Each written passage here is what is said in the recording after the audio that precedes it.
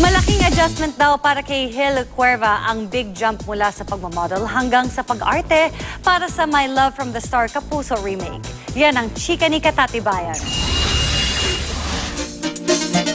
Guwapo, seryoso at misteryoso. Perfect fit ang model na si Gil Cuerva para bigyang buhay ang role ng alien heartthrob na si Mateo Do para sa Pinoy remake ng My Love from the Star.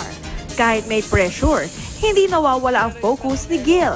Marami rin siya adjustment sa kanyang lifestyle, kabilang ang pagbiyahe para sa taping sa isang barangay sa Tarlac. The biggest adjustment was having to go through all the workshops and having to sacrifice a lot of time, study acting at saka yung i-review yung mga scenes, yung i-study yung character ko, all those things. So I was starting from scratch. Aminado si Gil, hindi naging madali ang unang sabak niya sa pag-arte.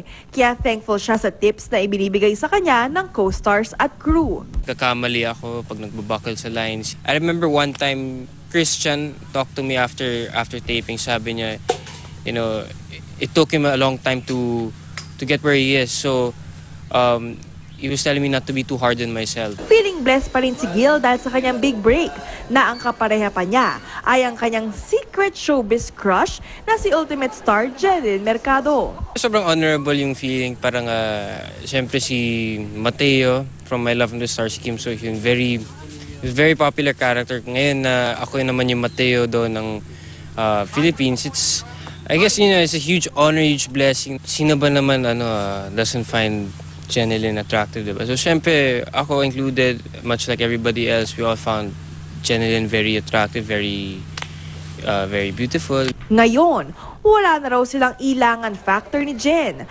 Madalas nilang topic during their break, mixed martial arts at UFC.